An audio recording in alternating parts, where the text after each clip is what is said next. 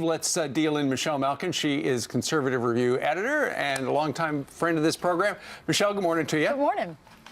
Good morning, friends. So what did you make of the fact that this U.S. District Court judge, who was an Obama nominee, said about the president's travel ban 2.0, nope, that's really a Muslim ban based on what he's said in the past.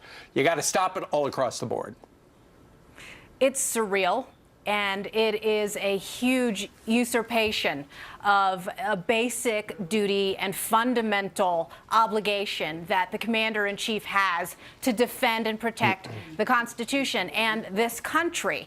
These people in black robes are tyrants. They are not neutral arbiters and interpreters of the law. They're prestidigitators, okay? They make up out of whole cloth these rights that are now being claimed by people from outside of the country. Basically, what this Hawaii judge has done is manufacture and fabricate a right to future immigration from all over the world. It is flabbergasting. And I want to explain, I think it's so important for people to understand here that there is a civic lesson. This is a plenary power of the president to make the decision about who comes into this country and why. And it's not merely for national security. He can do it for any reason, make sure that this country is safe. Right. So the idea that Hawaii as a state has what's called standing, right? The right to sue because they claim some sort of damage or injury, merely because 70 Middle Easterners were not allowed to visit Hawaii last year, 70 less people. That's it? I mean, there are American workers who do not have standing in this country to sue because of harmful H-1B policies, and yet Hawaii can claim this. Yeah, Michelle, we remember you wrote Invasion before 9/11, and you talked about the need to bolster our borders because when we don't know who's coming in, and everyone just said the book sold like crazy because you touched a nerve. A lot of people were thinking the same thing, but not saying it out loud. This president says it out loud. It's America first. Yes. Here he is. He actually read what you just said because he said, this is the rule. This is how plain it is that I'm allowed to do this while he's going to keep the fight up. Meanwhile, he tried to be politically correct while still pointing out the Ninth Circuit Court of Appeals. It's got a little bit of a problem. Yeah, that's right. The judge has just blocked our executive order on travel and refugees coming into our country from certain countries. The order he blocked was a watered-down version of the first order that was also blocked by another judge and should have never been blocked to start with. This is, in the opinion of many, an unprecedented judicial overreach. We're going to fight this terrible ruling. We're going to take our case as far as it needs to go, including all the way up to the Supreme Court. Michelle, if this had happened right after 9/11, would we be seeing the same reaction from the Ninth Circuit, or would this have passed? That's a really great question. Obviously, the further that we have come from 9/11, the more people forget what the fundamental duties of a president are. And this is why I support this president. This is why I voted for him, because if we cannot get this right, our very sovereignty is under threat. And Michelle, I want to point this out. Some people are saying, well, it was just Orlando, it was just San Bernardino, it was just that thing in Texas. Well, what's the big deal? You remember in the summer, our FBI director says we have investigations going on in all 50 states for people somehow affiliated with ISIS. Our FBI is overstretched trying to keep up with the people who are coming here with evil intents, let alone the ones that have been radicalized by what they saw on the internet. So he is actually doing the hard work for law enforcement who is crying out for help over the summer and in the fall. Yeah, that's right. I mean, between the problem that we have with the refugee resettlement racket, the inability to vet these hundreds of thousands of people who are coming from breeding grounds for jihad, along with the millions of people who have either overstayed their visas, who are evading deportation orders, the very message that Trump said was we need to reassess and stop. Every single bureaucracy that deals with immigration and homeland security in this country is overwhelmed.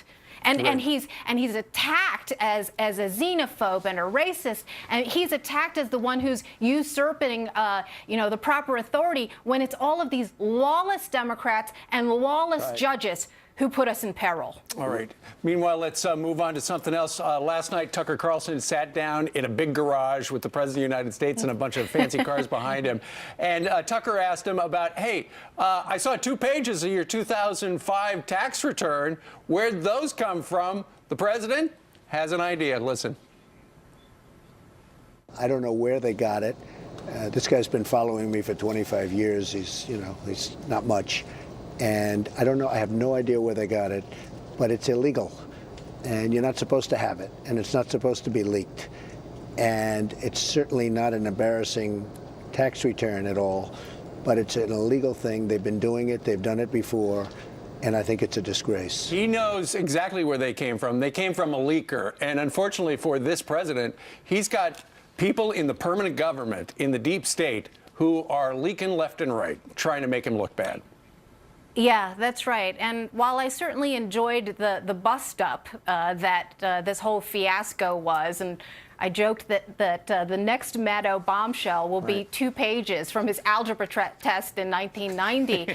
There's a larger goal here, and the strategy is to entice more people in that deep state infrastructure to leak much more damaging things. And we've already seen that these blabbermouths are willing to do anything to take the Trump presidency down. It is a tough job that this administration faces every single day, every single hour. Well, what they did, and Rachel Maddow did, is put all her credibility on the line. For 25 minutes, she talked about oligarchs, Russian links, Deutsche Bank, Saudi Arabia. It was incredible. And then they released the taxes that shows he paid 25%, $35 million out of $150 million.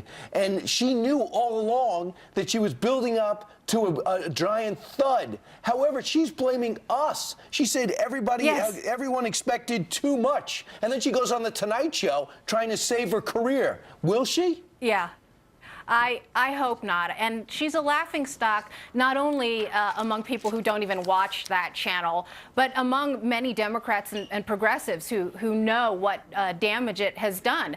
I mean, here is President Trump, who has been making this very salient point about the fake news. And then on top of that, you have people who are trying to help salvage Rachel Maddow, like the New York Times, which thinks that there is something criminal with doing what's legal, which is try and do everything that you can to reduce your tax liability. They were out tweeting about it the last couple of nights, and yet their own paper was advising people in a big, huge financial section on how to reduce your tax liability legally. Thanks, Fish Wrap of Record. That's why the president says he has to go to Twitter, because he can't trust the mainstream media. They make up stories, they leak, they lie, he says.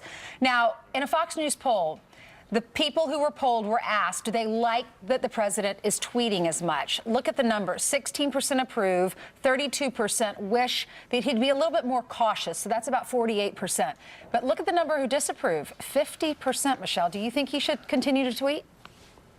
I do. I am a huge promoter of social media and as a platform for circumventing all of these false narratives. And I think in a poll like that, what it shows you is that most people are not on Twitter. Why is President Trump on Twitter? Because he understands the utility of getting down into the fight and the battlefield with the largest and most prominent users of Twitter, the people who shape political narratives. It's mostly liberal liberal journalist in their echo chamber, and he has completely upended it. Sure. I say the more the better. I think you're right. I think it is effective if it's about his agenda or it's something inspirational or about policy. But then when he does Arnold Schwarzenegger's ratings, you know, everybody's hair is on fire, and he kind of it is not as effective. One other Fox News poll question was, how does your family feel about the economy? And this is stunning. Take a look. The top line. In October of this past year, 37% said it's getting better. But now, 48% says it's getting better, which is unbelievable, up 11% in about 6 months, Michelle. Yeah, I think it's very significant, and it fits with everything people are perceiving about his ability to achieve his core agenda. People believe, and perception is reality, that he cares about American workers, that he cares about the American economy, and that he cares about American border security. He is accomplishing what he set out to do, and that's why so many, as you said, Steve, so many people's hair is on fire. And Michelle, we should say, we're up against the break, but you did an investigative piece that's excellent on the dirty Democrats and what's going on behind the scenes. Where can we get that story?